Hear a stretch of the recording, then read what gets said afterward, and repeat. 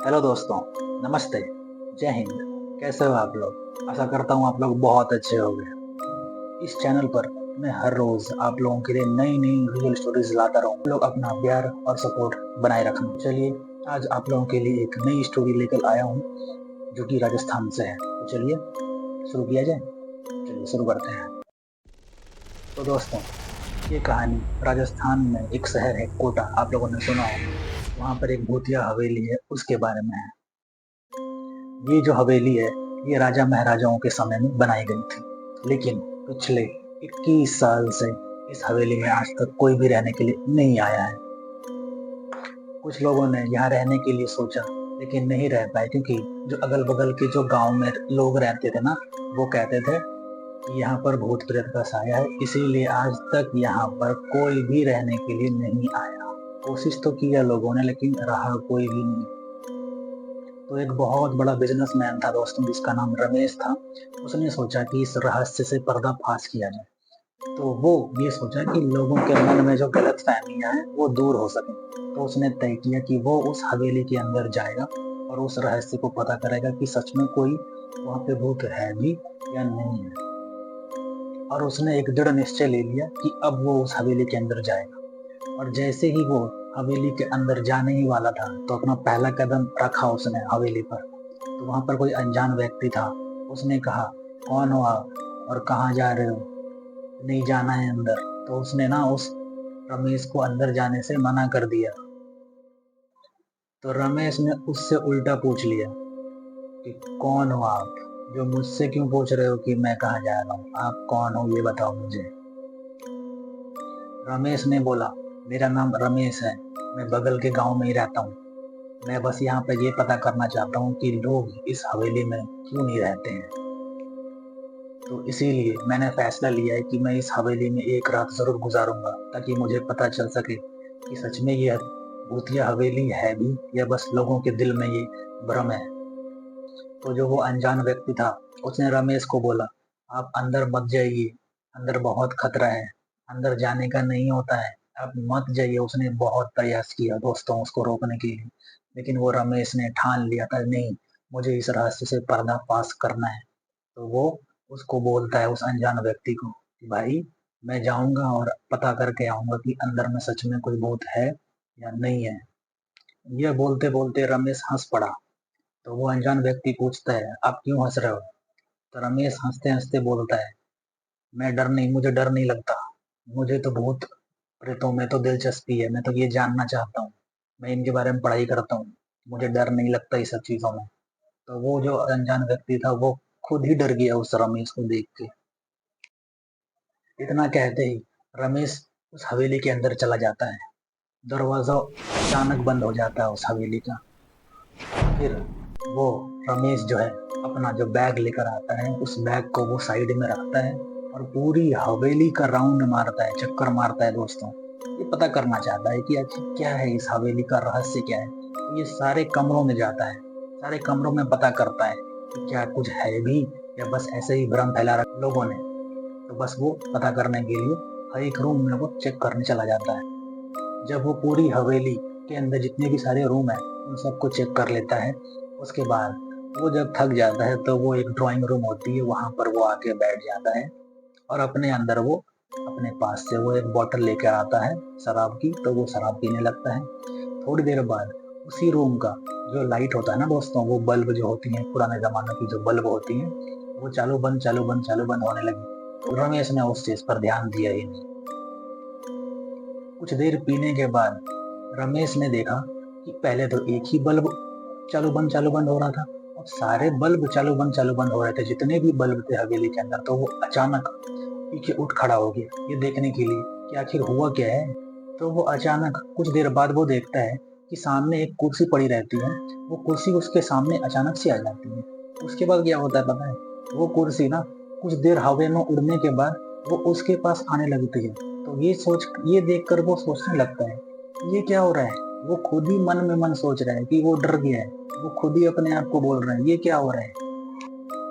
कुछ समय के बाद रमेश अपने जगह से दूसरी जगह चले जाता है, उसी हवेली के अंदर दूसरे रूम में चला जाता है। वहां पर सोफा पड़ा होता है। तो पता क्या होता है, पहले तो बल्ब चालू बंद हो रहा था, अब क्या होता है, अब जो उस रूम में सोफा पड़ा होता है ना, वो उसकी ओर आने लगता है, तो ये अचानक साइड हो जाता है, तो वो सोफा है ना दीवार से टकरा जाता है, उससे नहीं टकराता, वो दीवार से टकरा जाता है। ये सोचकर वो अचंभित हो जाता है, उसे पता ही नहीं चलता कि आखिर हो क्या रहा है इस हवेली में। पहले तो बल्ब चालू बंद चालू बंद चालू बंद हो रहा था, अब कुर्सी उसके सामने आई अचानक, अब सोफा उसके सामने अचानक आया। तो ये सोचकर वो चिंतित में पड़ गया, सोच में पड़ गया कि आखिर ये हो क्या रहा है।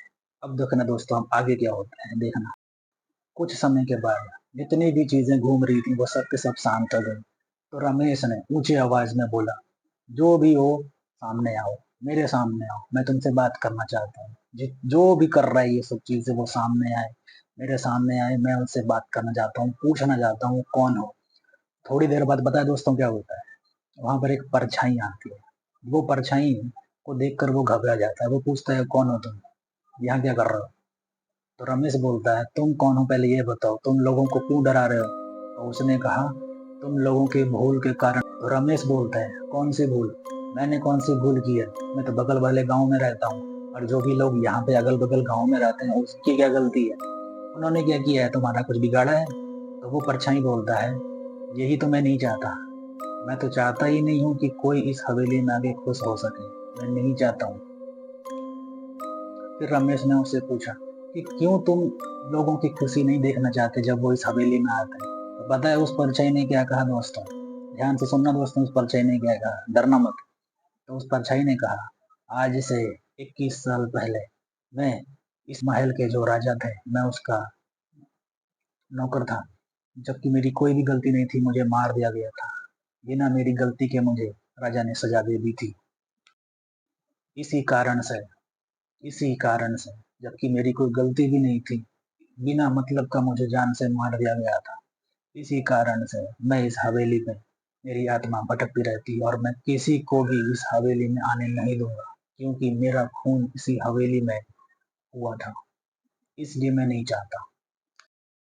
इस हवेली में जो भी आएगा उसकी मृत्यु निश्चित है, निश्चित है उसकी मृत्यु। तो रमेश ने कहा, ठीक है, मार देना मुझे, कोई दिक्कत नहीं है, लेकिन पहले मुझे ये तो बताओ तुम्हारा असली रूप क्या है, मैं तुम्हारा असली रूप देखना चाहता हूँ।